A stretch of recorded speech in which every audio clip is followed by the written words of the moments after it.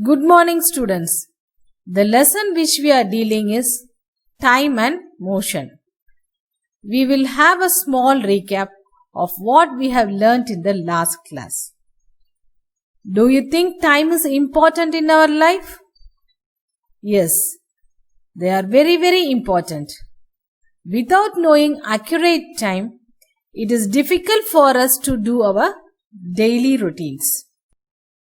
Name the device used to measure the time during early days. Yes, it is sundial. Early people used sundial to measure time. You can see this sundial in District Science Center, Tirunelveli. What is sundial?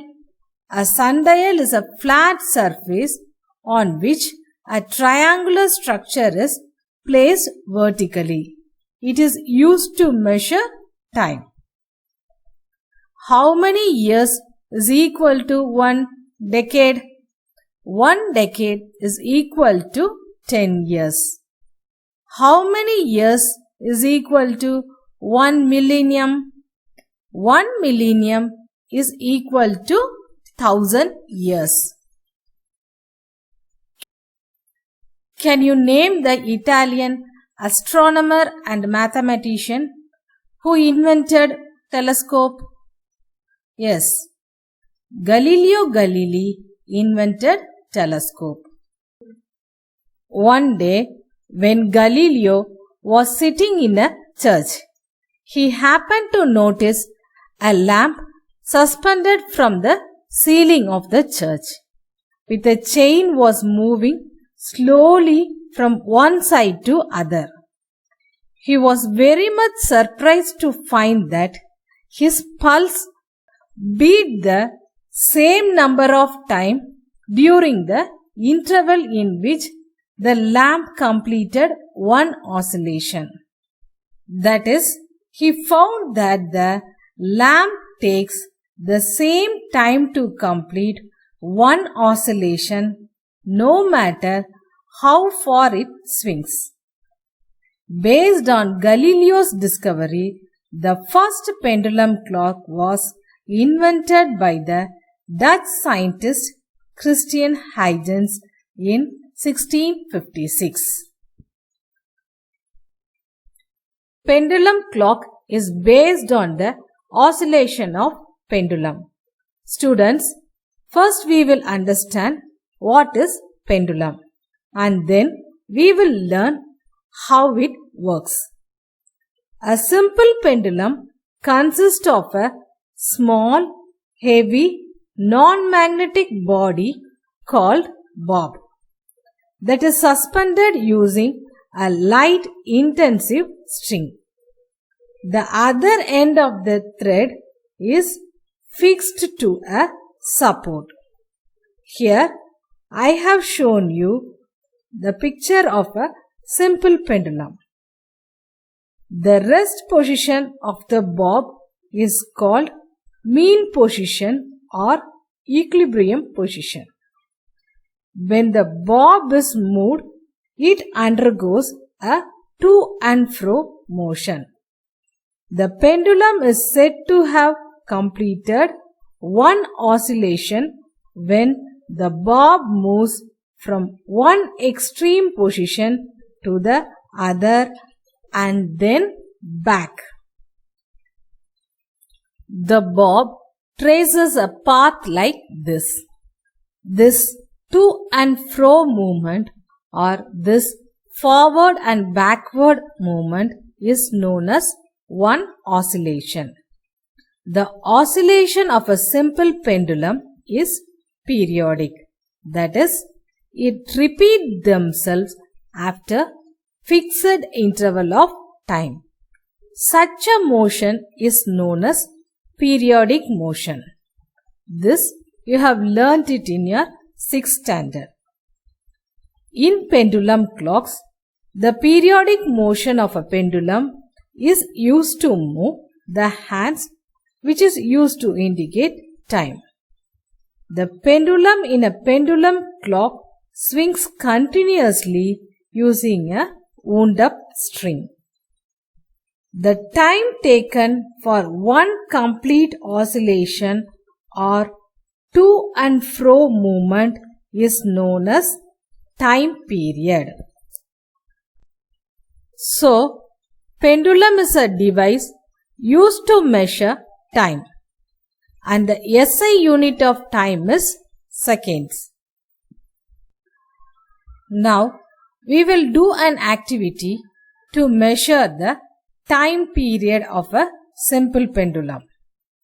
Material required to do this activity are a metal ball or a stone and a string.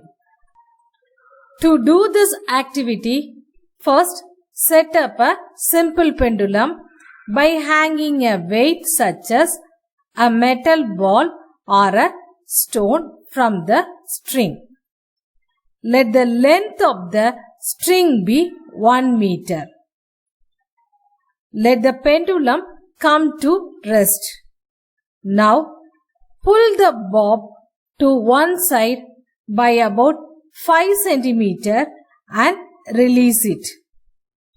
Using a stopwatch, find the time taken for 10 to and fro motion. Measure the time between mean position. Divide the time taken by 10. This gives the time period of the pendulum.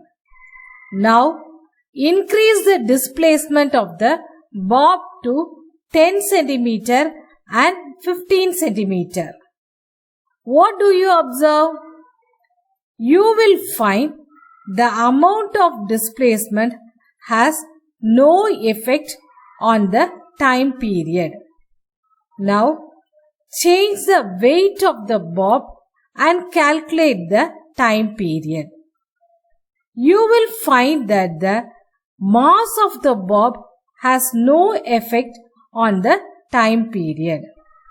Now, change the length of the string to 120 cm and 80 cm and calculate the time period in each case.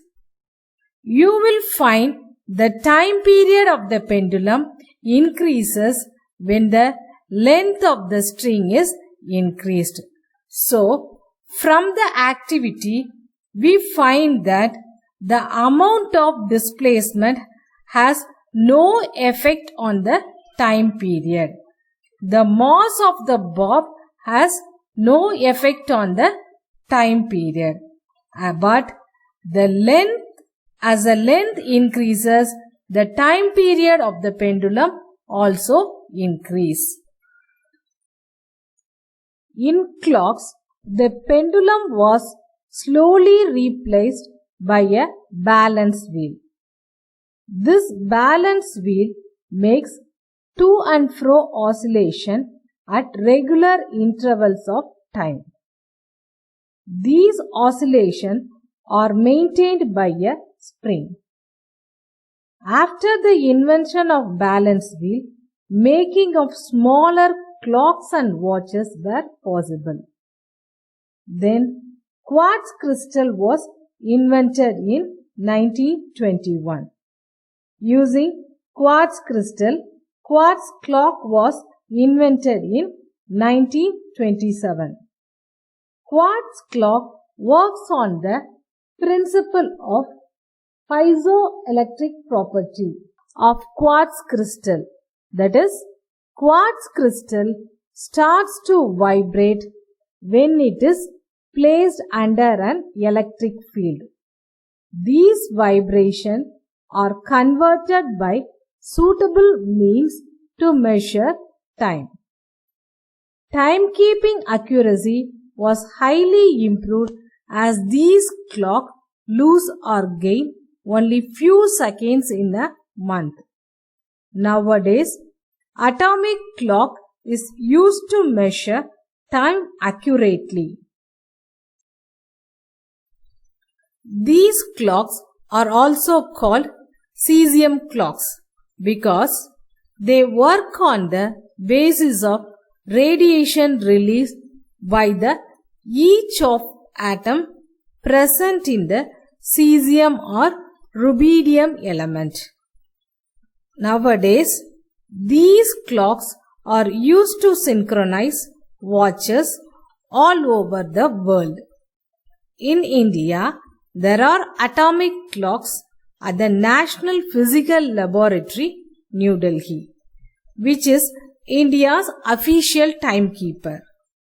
So, students, until now, you learnt about the history of clocks. Early people used candle clocks, sand clock, water clock and also sundial to measure time. Then, simple pendulum was invented.